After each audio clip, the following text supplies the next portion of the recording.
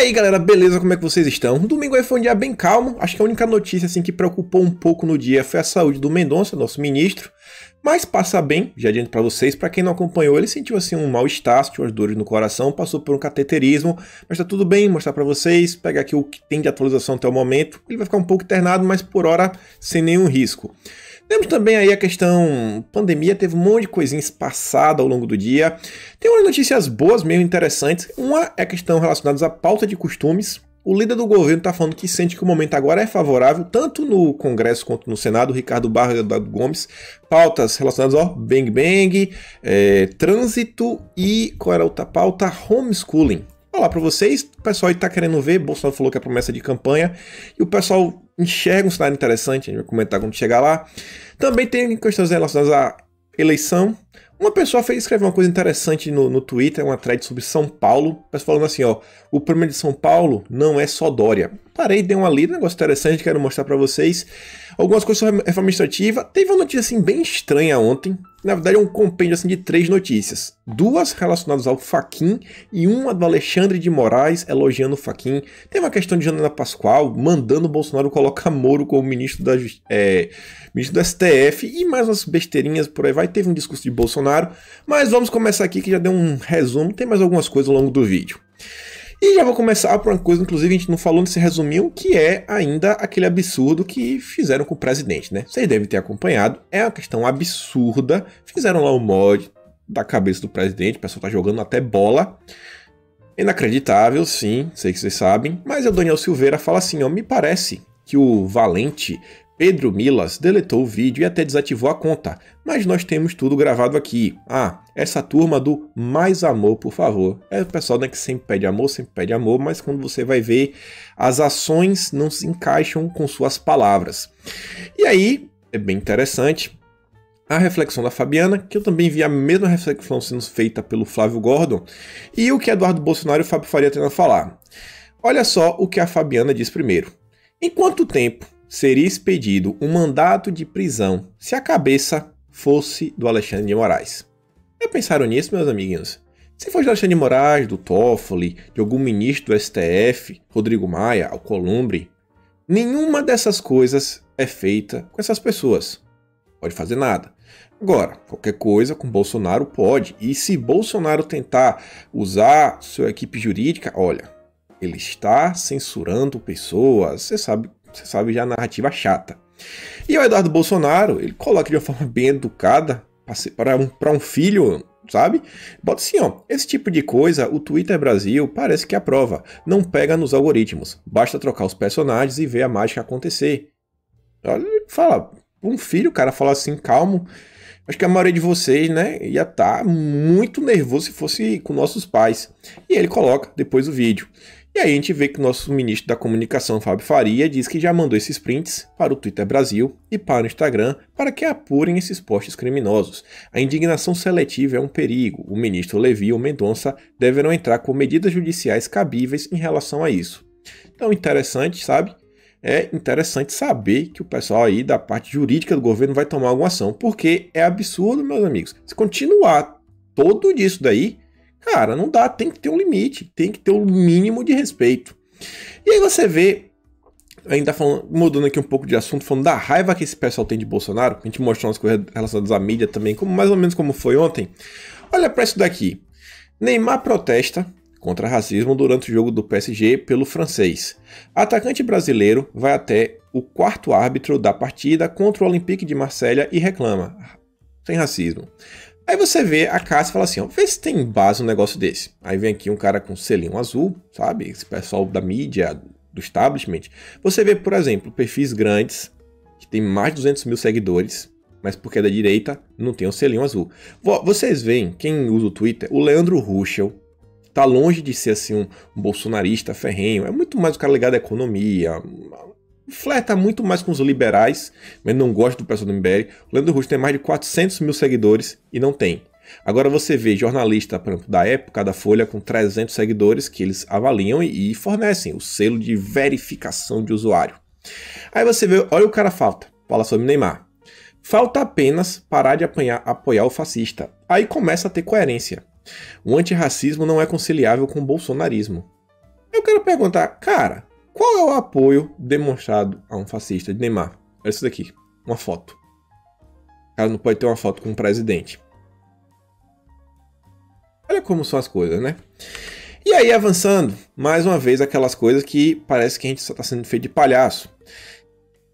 O vírus, essa pandemia, pode levar o mundo a outra pandemia, que é o aumento da fome. Aí você vê a questão de Bolsonaro, né? Que é MP de Bolsonaro reclama, assim, Bolsonaro revolta todos que fala assim, ó, velho, ou vai ser pela pandemia, ou vai ser pela fome. Isso aqui até já trouxe, mas porque eu tô trazendo de novo para mostrar isso daqui.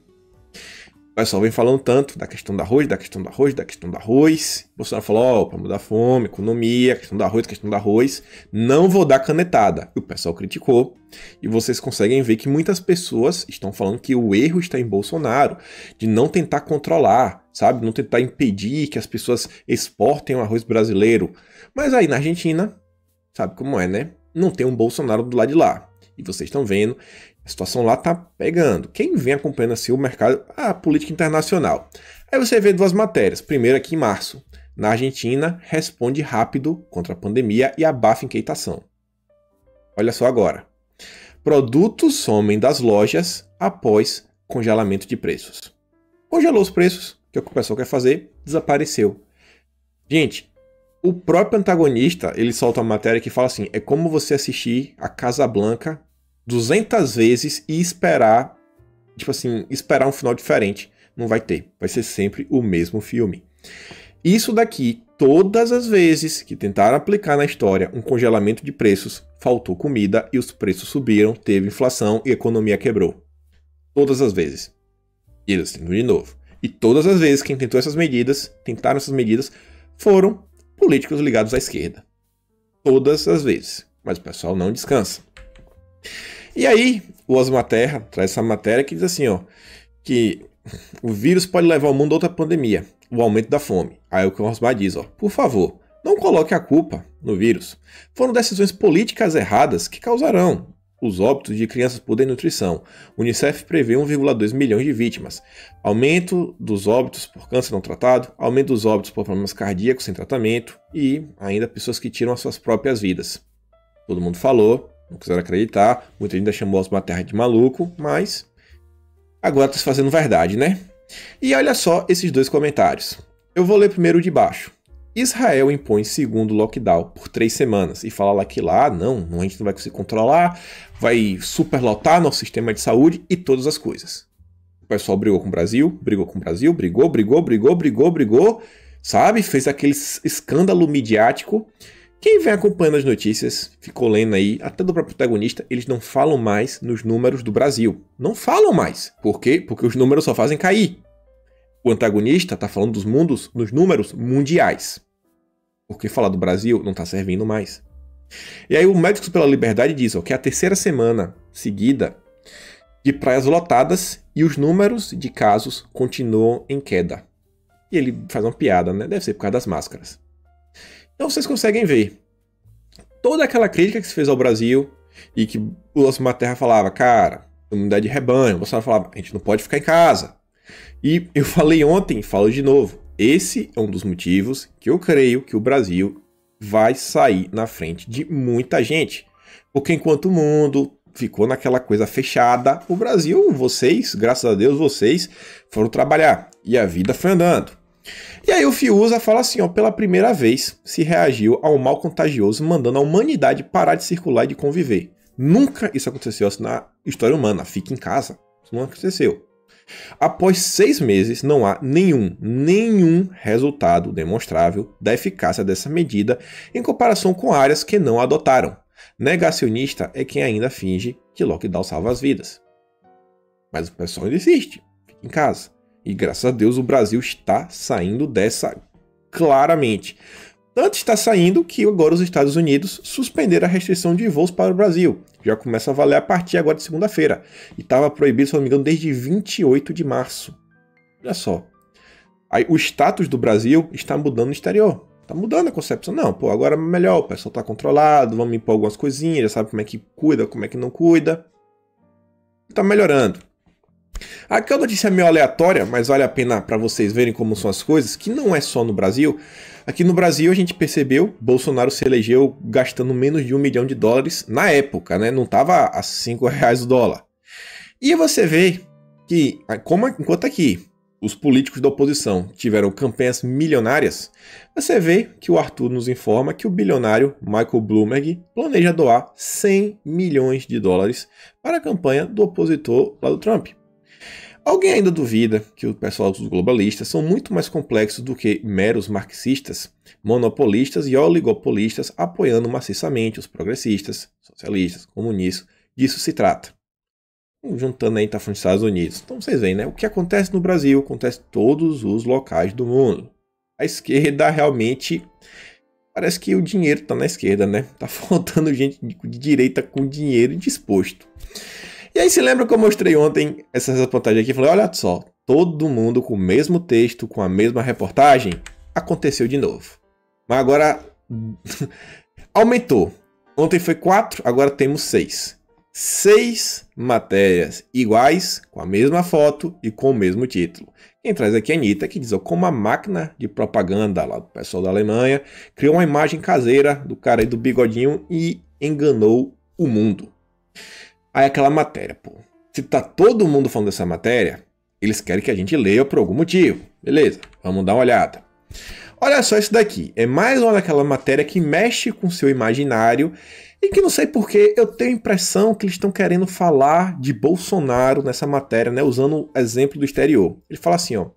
Ainda assim, foi através da arquitetura, do design e das representações midiáticas de suas residências que o regime do pessoal lá fomentou o mito do que o cara do bigode, que em privado é um cara caseiro e bom vizinho. Mas não, quando tá em cara é um cara caseiro, bom vizinho. Sabe aquele negócio? Não, Bolsonaro fica em casa, fica de boa, camisa de time, sandália, para tentar ligar.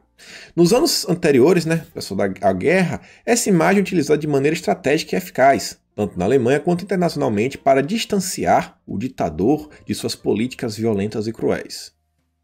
Eles falam isso de Bolsonaro direto, né? Mesmo após o início da guerra, a impressão simpática sobre o Führer fora do horário de serviço, brincando com seus cachorros e crianças, não desapareceu imediatamente. Falando assim, não, gente, ó, o Brasil tá numa situação complicada, porque às vezes a pessoa tá, sabe, encantado pelo Bolsonaro.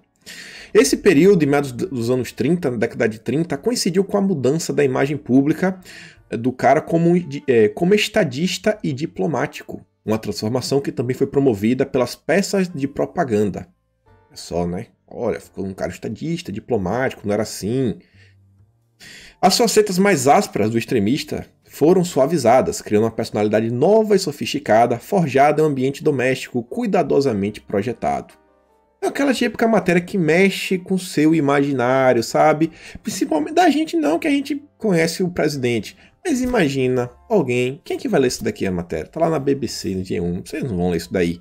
É pegar mal o pessoal aí da esquerda, os liberais vão ler isso e falar, cara, isso aqui é o que tá acontecendo no Brasil. O que tá acontecendo no Brasil. Então é algo assim bem sugestivo, né? Sugestivo para criar aquele sentimento de inimizade para com o governo. E aí, vale a pena lembrar que também não tem uma matéria assim aleatória que teve no passado, que você vê que não é de hoje que a mídia vem fazendo essa coisa, né? De compartilhar a mesma notícia. Eles querem, tem coisas que às vezes eles querem divulgar. Você vê, todo mundo na direita fala do Soros, fala dos problemas dele, como ele ajuda a financiar vários projetos.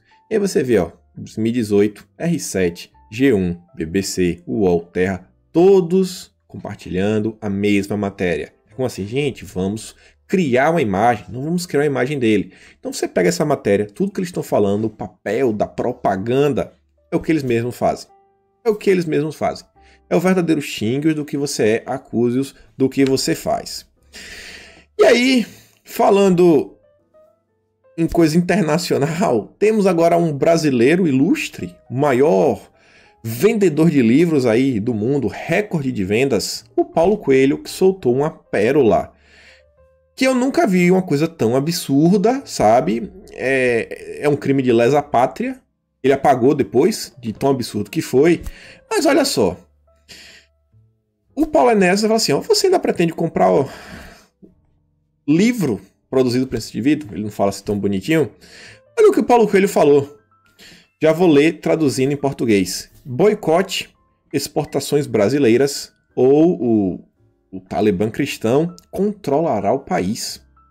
Ele está sugerindo o quê? Que tem agora um grupo cristão que é reacionário, ou o que ele está querendo falar? Radical? O que esse cara está querendo falar? Um brasileiro que não mora no Brasil, né? Acho que ele mora na Suíça, sabe? Bacana, rico. Não compra comida do Brasil, não. Boicotem. Boicotar pra quê? Pra quebrar a economia do próprio país?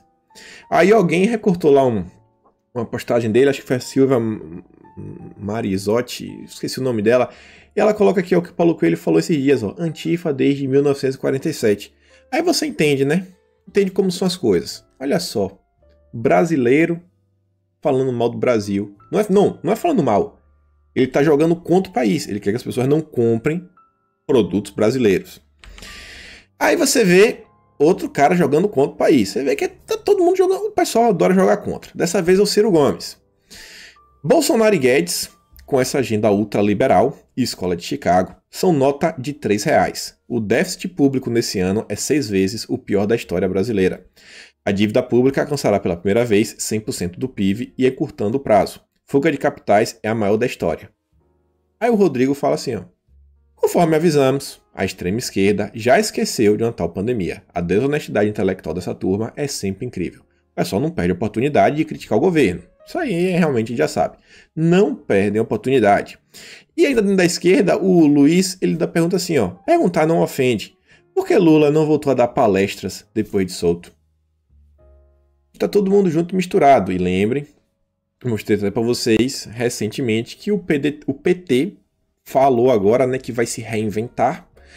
Trouxeram um plano que eles vão agora fazer para eles poderem voltar a ser a oposição natural a Bolsonaro.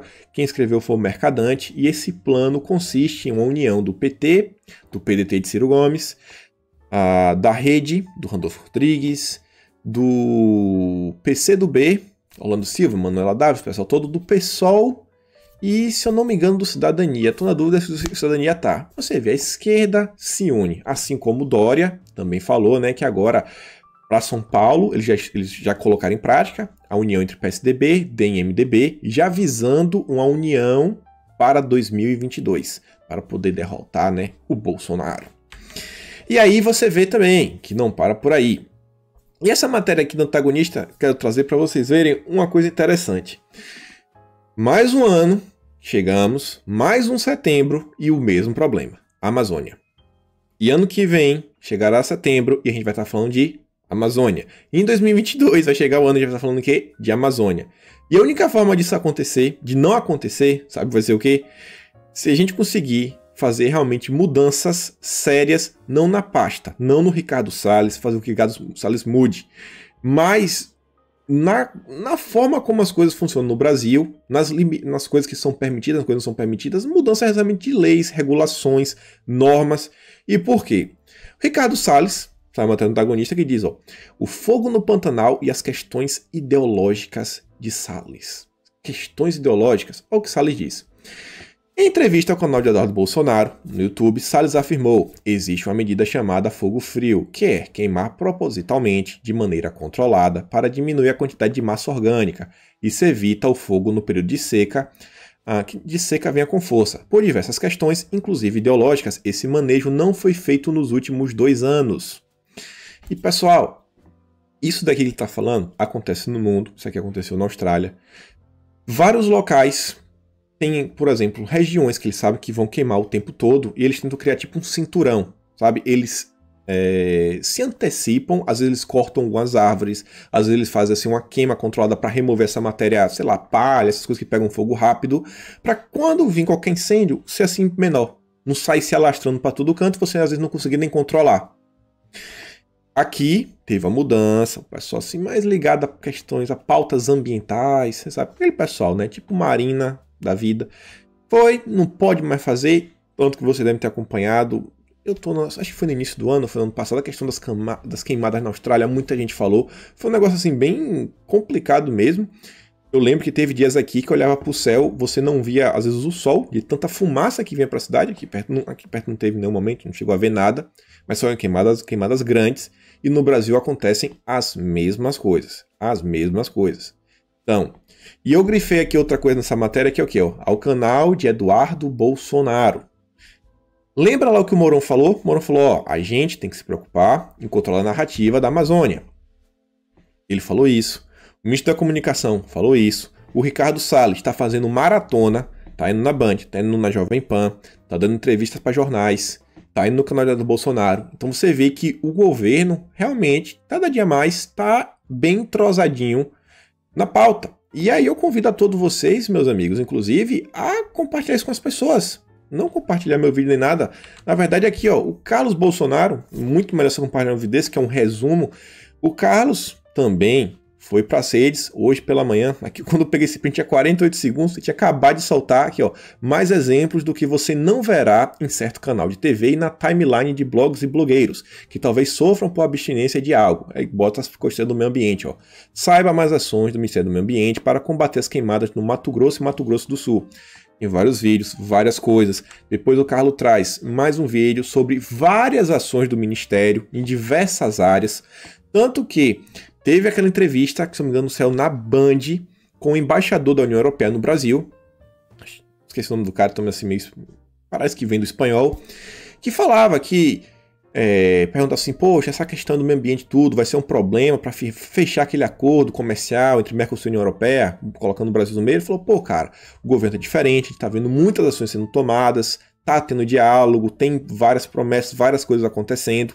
Então, esse aqui é um trabalho, galera, que a direita também tem que abraçar. A gente tem que ajudar o Salles, tem que ajudar o governo. Você vê, ó, o Carlos colocou 3 vídeos, fez os comentários. Olha só, novo sistema do Brasil do IBAMA usará geolocalização para identificar árvores e combater o desmatamento ilegal. Então, diversas medidas vêm sendo tomadas. Só que, se a população não sabe, a narrativa vai crescendo e fala que o governo não faz nada, que o governo não liga para isso.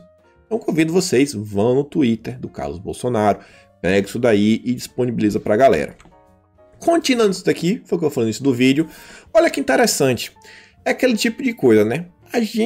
Eu cometo esse problema, eu falo muito de São Paulo, porque por alguns critérios que eu já falei. São Paulo é a cidade mais importante do país em termos econômicos. Então a gente fala muito de São Paulo, fala muito de São Paulo. A gente fala do estado de São Paulo, fala do Rio de Janeiro, mas normalmente a gente não fala do interior. E aí o Ben de God, ele fez um trabalhinho, ele fez uma pequena thread, assim, um compilado de alguns tweets para falar de São Paulo. E olha que coisa interessante que ele diz, ó. Vocês acham mesmo que o problema de São Paulo é só o Dória? Venha nessa thread comigo. Aí ele fala assim, ó. Esse aqui é o Furlan, prefeito de Barueri. Existem diversos processos nas costas deles. Inclusive, a filha dele é famosa no Twitter, deputada Bruna Furlan. Em Osasco, o município com um dos maiores PIBs de São Paulo também está em maus lençóis. No comando de Rogério Lins, a terra do pombo e do cachorro-quente vai de mal a pior. Ele coloca aqui uma palestrinha do PDT, aí você vê aqui, ó, aquelas letrinhas o pessoal adora, complicado. Já em Carapicuíba, o problema é o desvio desenfreado de verba pública. Cê louco, os caras roubam na cara dura. Logo, Caracas se tornou a Cracolândia, da Zona Oeste. Acho que ele tá falando isso. Aí você vê, ó, golpe na prefeitura gerou dívida de 250 milhões em Carapicuíba. Nova Cracolândia se forma na principal avenida de Carapicuíba, na Grande São Paulo. Aí você vê aqui também, ó. Tem a cidade dormitório de Itapevi. O prefeito Igor Soares está fazendo umas obras que são do Estado e outras através de empréstimos pela Caixa e bate no peito para falar que é dele. Tá certo, olha aí a improbidade administrativa no Jus Brasil. Ele coloca aqui os processos, não vou ler os processos. Depois ele mostra aqui, ó. E olha só que coincidência. 3 foram pegas na operação falso negativo do MP e Polícia Federal, dessa mesma cidade. A Polícia Civil e MP fazem buscas na capital e Grande São Paulo. Operação apura fraudes na compra de testes de Covid pelo governo do Distrito Federal. Vocês conseguem ver, gente, olha quanta coisa acontece. Eu garanto que a cidade de vocês, no interior, todo mundo tem queixa. Eu tenho amigos lá em feira, fala, cara, a gente tem que falar coisa da cidade. Então me ajuda aí, cara, eu não tô morando mais em feira, eu preciso saber o que tem. Eu peço, não me ajuda. Olha só, já ia me esquecendo do PCC, levando e superfaturando dinheiro nas licitações em Guarulhos. E eu acho, quase certeza, que isso acontece nas que citei. Aí bota só, grupo do PCC domina licitações da saúde e da coleta de lixo de Arujá. Olha quanta coisa acontecendo num único estado. E ele fala, pô, ainda tem Cotia, Jandira, Vargem Grande, São Roque e mais uma porrada de cidades. E aí generosamente eu pedi ajuda ao Tenente Coimbra, Carteiro Reaça, Eduardo Bolsonaro. Em São Paulo eu só conheço esses e pelo que parece eu fui ignorado com sucesso. E eu não vou pedir ajuda pro Major Olímpio, pra Peppa, Janaíno, Bacalhau, Telhados, Frutas, etc. Não confio nesses caras. E olha que eu votei no cara do Olímpio, no Major Olímpio, né? Que decepção. Ele fala, pô, eu sou muito besta, porque eu apago as conversas, senão eu ia fazer igual o Nando Moura e explanar os prints. Mas tô nem aí, acredita quem quiser. E aqui tem várias coisas pra gente discutir, meus amigos. Primeiro, eu acho uma atitude muito interessante você ver o cidadão comum tentando trazer informações de mais cidades, alertar, buscar os políticos. Isso é difícil, isso é difícil. Na verdade, cidade, gente, cara, político é complicado. Eles também é ser humano como a gente. Se a nossa vida é corrida, a vida deles também é. E às vezes a gente começa a queixar, principalmente questões de Brasília, aquelas pautas maiores, a gente quer alguma ação maior. Nessa situação mesmo, cidade, a gente tem que se preocupar com o quê? Com vereadores, com prefeitos. Com uma base forte de vereadores, pode colocar até impeachment em prefeito. Pode colocar. Então, esse trabalho aqui tem que ser feito principalmente por vocês. Vai lá, procura informações da sua cidade, tenta conversar com outras pessoas, divulgar, faz um mini grupo, sabe? Quem tiver às vezes conhecimento de alguma coisa, às vezes faz um site da própria cidade, só para divulgar informações da cidade de vocês. Tem que ser feito. Gente, o Brasil é imenso, o Brasil é imenso. Nenhum político vai conseguir tomar conta dele todo, nenhum jornalista, nenhum vídeo de YouTube, nenhum podcast, nada. São pequenas estruturas. O que é que o próprio Paulo Guedes diz? Mais Brasil e menos Brasília. A gente tem que focar nas soluções locais. Locais. A gente já reclama que... Quer dizer, a gente realmente reclama que a gente não está vendo o Brasil andar do jeito que a gente queria, porque as pautas que vão para Brasília não passam por causa da oposição, de gente com má vontade, diversas coisas. A gente fala, pô, cara, o governo tenta, mas o pessoal só joga contra. Por quê? Porque não tem a base de apoio. Então a gente tem que tentar pelo menos construir uma base de apoio também nas cidades. Prefeito e vereador faz muita diferença para o município. Óbvio que tem um governador, óbvio que o deputado ajuda, óbvio que o presidente ajuda ao nível global, mas quanto mais local, gente, mais fácil de lhe ajudar. Se você quer que sua rua seja assaltada, não vai ser o Tarcísio. O Tarcísio está asfaltando rodovia federal. Sua rua vai ser o prefeito e vereador. Então a gente tem que focar também nessa parte, ó, cidade. Tem que focar nas cidades, pequenas cidades, iniciativas, união de pequenas pessoas, fazer uma coisinha pela própria cidade, pelo seu próprio município. Então, é um ato de cidadania. E aí, como eu mostrei para vocês, várias coisas acontecendo no Brasil. Todo dia acontece, na verdade, né? Todo dia tem muita gente jogando contra. E aí, nas últimas horas, para mim foi no dia de hoje, no Brasil foi no dia de ontem, eu escrevi uma thread lá no Twitter, não sei quem tem Twitter, eu vou deixar o link na descrição, mesmo quem não tem, consegue ler, que eu tô questionando algumas coisas. O que foi que aconteceu? Quem acompanha o Twitter bem de perto, a gente vê que tem horas assim que você não entende o que a direita quer. Todo mundo fica brigando, todo mundo fica brigando, todo mundo fica brigando. E eu fiz uma thread tentando falar em uma possível reconciliação. Teve gente que falou, você está atacando tal pessoa, você está atacando tal pessoa. Eu fiz algumas perguntas a algumas pessoas, às vezes até outros influenciadores que vocês possam conhecer. Fiz perguntas, vocês sabem, eu não costumo xingar ninguém, nem nada, nem ofender. E eu falava, já no início, falei, galera, eu já adianto que espero que possamos aprender algo e reagrupar a direita e deixar as picuinhas de lado, reconciliar a palavra. E aí, eu falo várias coisas lá, mostrando vários problemas, pedindo um dia na galera e falo assim, galera, eu tô convocando todo mundo que é da direita e apoia o governo Bolsonaro a refletir, estender a mão e tirar qualquer rancor do coração. Não nos movamos por sentimentos pueris, por mágoa e rancor. Há menos de 6 meses todo mundo estava combatendo a esquerda junto. Vocês devem saber. 6 meses atrás estava todo mundo combatendo. A gente chegou nesse momento agora, tem um monte de gente, olha, não sei quem é traidor, não sei quem não presta, não sei quem é isso. Aí o pessoal briga entre si. Eu tô falando, galera, vamos esquecer isso, cara. Vamos ficar todo mundo de boa, vamos tentar aqui conversar. E eu falo, ó, Jair ainda não tem partido, tem muito político trabalhando no bastidor para nomear pessoas para autarquias, Dória anunciou as alianças, né, PSDB, DMDB, o PT anunciou a renovação e aliança com outros partidos, e eu falei, e enquanto isso, galera, a gente vai ficar fazendo o quê? E eu meio que termino, mas isso aqui tem, assim, 80 tweets, que aí eu vou mostrando, tem algumas coisas assim que a gente tem que mostrar, tem que dar assim, pô, cara, e isso aqui? As perguntas que eu acho que vale a pena ser respondidas. E eu termino falando assim, ó, galera, é hora de união, até porque a gente vai ter eleição. Então, vi aí, a gente vai junto nessa aventura? Eu falei, galera, ó, Jair tá reeleito em 2022, mas precisamos garantir que dessa vez ele tenha uma base de apoio no Congresso, Senado, governos estaduais muito maior. E eu termino falando que Jair, mais poder de ação, mais uma militância unida é igual o Brasil acima de tudo e Deus acima de todos. Então eu vou deixar aqui na descrição do vídeo, vou deixar nos comentários, principalmente aí para quem está insatisfeito. Gente, a gente tem que tentar fomentar ao máximo a direita. Tem que tentar fomentar o tempo todo. Esse negócio, não sei quem, não presta, galera. Tá todo mundo no mesmo barco. Tá todo mundo no mesmo barco. Essa conversa que muita gente traz de ruptura, a gente tá tendo uma ruptura. Gente, ruptura não agrega. Não agrega, sabe? Não agrega. Eu pretendo estender a mão.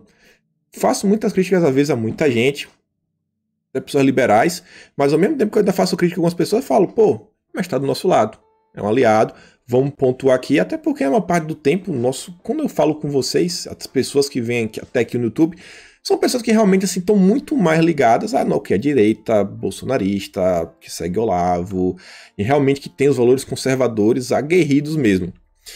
E aí, continuando, olha só, uma notícia boa, as escolas particulares do Rio agora vão poder reabrir a partir de hoje, segunda-feira.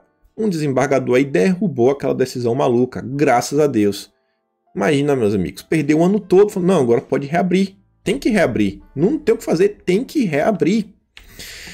E aí você vê outra notícia. Cinemas e teatros do Rio voltam a abrir também na segunda-feira, também hoje. As coisas voltando ao normal. Enquanto outros países, como Israel, tá tudo se fechar por 3 semanas, tá tudo voltando no Brasil. Números caindo. Olha só essa daqui. O pessoal reclama muito de Bolsonaro, né? A mídia tudo reclama. Você vê o seguinte, o pessoal reclama que o pessoal ia dar anistia para as igrejas. Não ia pagar dívida. Aí agora, o pessoal critica Bolsonaro porque ele vetou. Aí vem o Jair Bolsonaro vetou parcialmente dispositivos que perdoavam 1 bilhão de dívidas. Eles não estão reclamando aqui. O antagonista fez uma matéria inteira só para reclamar, porque fala, Bolsonaro vetou, mas foi para as redes para pedir, para incentivar que derrubem o veto dele. Por que Bolsonaro vetou? Ele fala o seguinte, ó, segundo o Planalto, o presidente Jair Bolsonaro se mostra favorável à não tributação de templos de qualquer religião. Porém, a proposta do projeto de lei apresentava obstáculo jurídico incontornável, podendo a eventual sanção implicar em crime de responsabilidade do presidente da República. Que é o seguinte, Bolsonaro vai assinar 1 bilhão, beleza, a gente vai pagar. Aí esse dinheiro vai ficar faltando no final das contas. Aí vai ser improbidade, responsabilidade, né? Improbidade administrativa. E aí, Bolsonaro? É igual aquela questão dos salários. Você lembra do servidor público? Lá no passado, o Bolsonaro bloqueou o aumento. Ele falou, gente, se eu aprovo, eles não estão falando de onde está vindo esse dinheiro. Eles estão falando que a gente vai aumentar o custo, mas não está falando de onde que o dinheiro está vindo. Então eu caio em responsabilidade administrativa. Agora, se o Congresso quiser derrubar o veto, beleza. Aí agora o problema é deles. Eles que resolvam. E foi a mesma coisa que aconteceu aqui. Tanto que ele vai, o que foi que o Bolsonaro disse? As absurdas multas às igrejas. E ele faz o comparativo com o fundão eleitoral. Em 2019, por força do inciso 7º do artigo 85 da Constituição Federal, crimes de responsabilidade, fui obrigado a sancionar 2 bilhões para o fundão partidário. Hoje, sancionei dispositivo que confirma a isenção da contribuição previdenciária dos pagamentos feitos para os religiosos das diversas religiões e autoriza a anulação de multas impostas.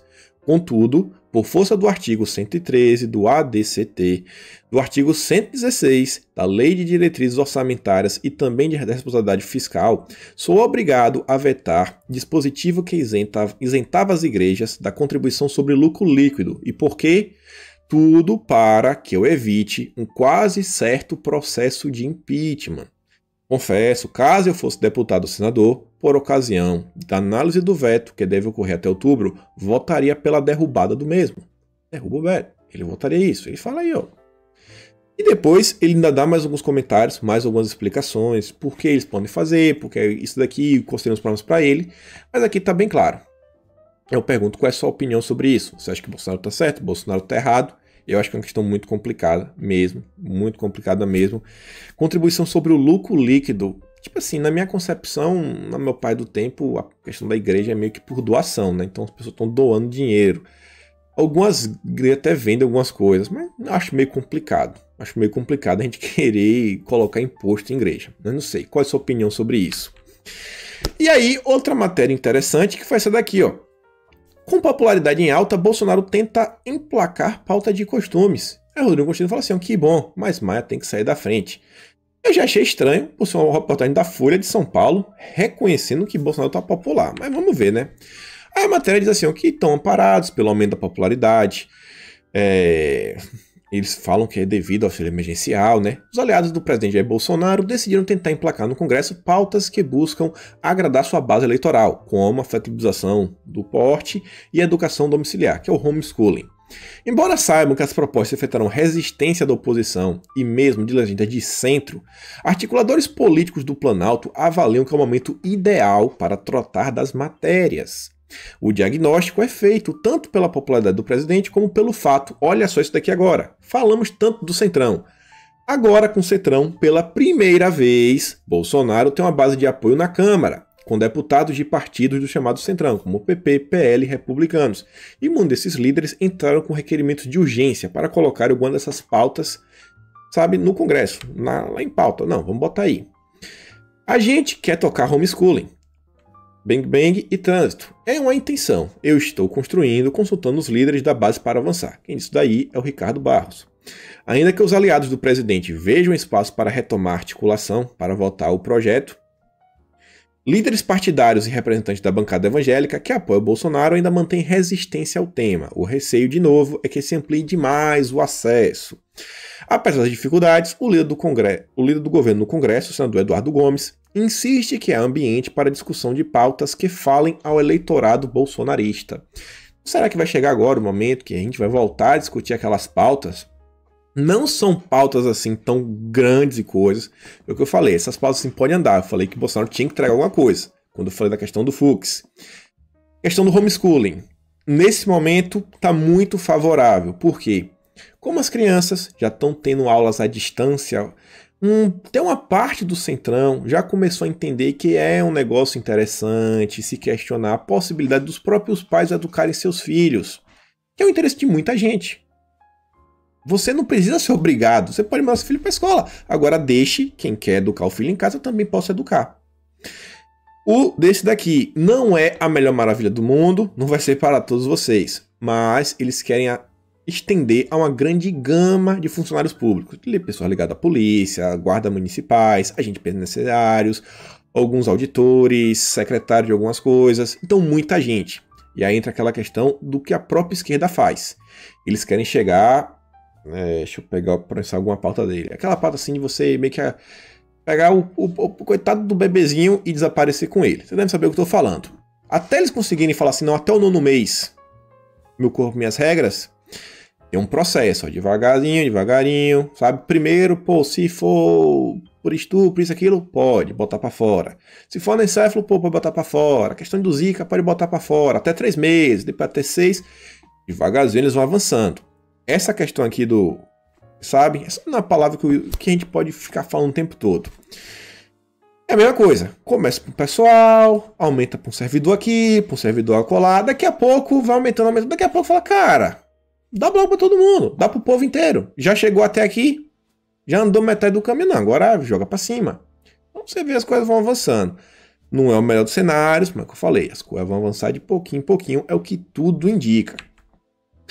E aí, falando que eu acabei de falar do Fux, avançar as coisas, Fux STF, vem lá de Ana Pascoal. Ela tava indo bem no início da semana, tava indo bem, pintando o cabelo, e aí agora, olha o que ela disse. Ontem, em uma live, fiz uma afirmação que surpreendeu a interlocutora. Se Bolsonaro tivesse pensamento estratégico, ele não tem, colocaria Moro no STF. Olha só a estratégia. Tal indicação cumpriria os requisitos constitucionais, agradaria grande parte dos eleitores do presidente e ainda retiraria um forte opositor do cenário de 2022. Hoje, só quem faz sombra para Bolsonaro é Moro, querendo ou não. Moro não faz nenhuma sombra para Bolsonaro. Moro não é um forte opositor. E eu acho que, gente, algum de vocês ficaria agradado, ficaria feliz se Bolsonaro colocasse Moro no STF. Acho que ia ser a revolta nacional. Não é possível. É um sentimento de traição imenso. E o próprio Rodrigo Constantino diz, ó, indicar o lacrador traíra para o STF, amada, não viaja, deixa ele lá como blogueiro que é melhor para o país. É piada. E a gente vai falar ainda de Sérgio Moro nisso daqui, ó. Olha aqui que eu falei pra vocês, que é 3 reportagens que eu achei assim, cara, achei muito estranho. É essa daqui, ó. Lava Jato é pautada pela legalidade constitucional. Fachin foi defender a Lava Jato. E a gente tá vendo aí toda essa questão que o Horas vem fazendo, que não é contra a Lava Jato, é contra os lavajatistas. Olha só, o Fachin vem pra defender. Depois, o Fachin vai defender de novo, ó, Edson Fachin e os números da Lava Jato. E são matérias que me traz o próprio antagonista, que é 100% pró-Lava Jato. Aí você fica assim, rapaz, tá defendendo bastante a Lava Jato. Aí depois você percebe que o Alexandre de Moraes parabeniza o Fachin, que tá defendendo a Lava Jato. Aí que eu falei assim que é uma coisa meio estranha. Aqui é uma confabulação de ideias. Quantas e quantas vezes a gente já falou daquela questão de Sérgio Moro, Alexandre de Moraes, aquela indicação de Disney Rossetti, Sérgio Moro tinha se aproximado, tinha encontrado contato com alguns ministros antes de sair. Aí eu pergunto, do mesmo jeito que Sérgio Moro pode ser cobrado, será que Sérgio Moro está cobrando alguém? Não sei se vocês devem lembrar, Sérgio Moro, ele era o ministro da Justiça e Segurança Pública. E quem ficava debaixo da pasta dele era a Polícia Federal. Aí vamos criar só um cenário muito hipotético, mas muito hipotético mesmo. Aquele vazamento do Verdivaldo, da Vaza Jato, não só vazou conversas de Moro. Lembrem que vazou conversa de ministros, do Supremo até STJ, diversas personalidades políticos de Brasília. E a Polícia Federal teve acesso. Vai que, num cenário muito hipotético, sei lá, Sérgio Moro pudesse ter acesso. Eu acho que ele não fez isso, eu duvido que Sérgio Moro pudesse ter acesso. Não sei. Mas o que eu sei é o seguinte, que o processo contra Sérgio Moro, que tem as informações dele que vazaram, tá no STF, esse inquérito da Vaza Jato, e quem tá segurando esse inquérito é Alexandre de Moraes. Estranho. Só acho muito estranho. Sabe, Alexandre de Moraes elogiando Fachin elogiando a Lava Jato, tá gostando da notoriedade de tudo isso. Só são confabulações. Confabulações pra gente ficar levantando teorias. Só teoria, não tem nenhum fato verídico. Pelo amor de Deus, Alexandre de Moraes, vocês da STF são todos lindos, bonitos e maravilhosos. E falando de STF, gente, Damares surtou. Ela agora falou que quer ser astronauta e quer ir pro espaço.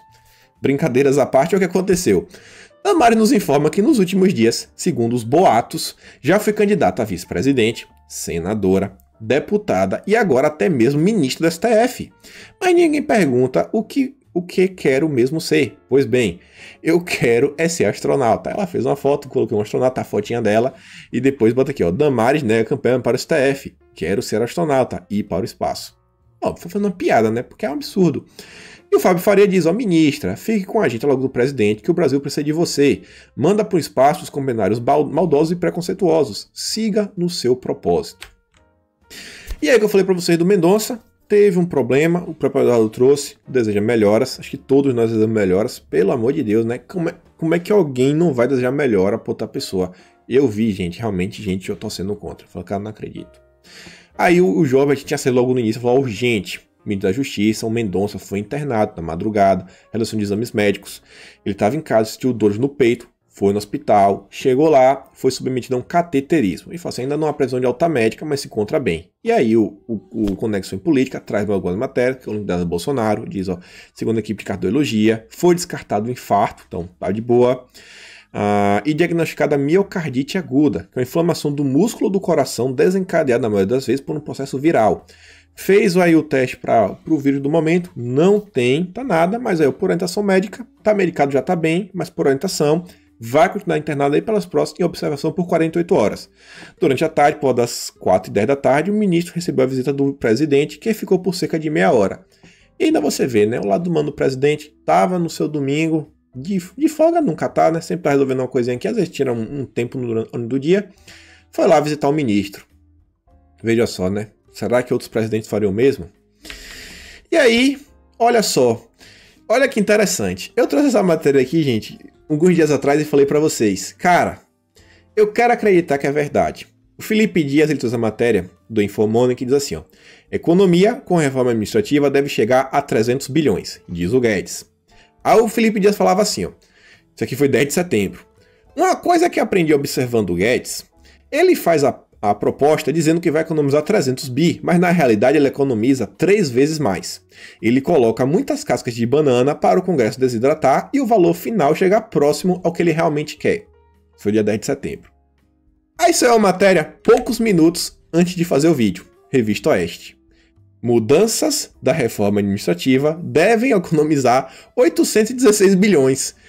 Não parece que é essa história mesmo do Paulo Guedes jogar lá pra cima, tentar... número baixo, mas joga lá, bota umas cascas de banana, parece que realmente faz sentido, né? Falei, cara, que interessante, né? Que interessante. Hoje que é dia 14, 4 dias depois, olha só, os 300 viraram 4, não é 3 vezes, né? 3 vezes seriam 900. Mas tá bom, né, gente? De 300 para 816, tá bem interessante. E por fim, meus amigos, quero só mostrar para vocês uma fala de Bolsonaro no vídeo.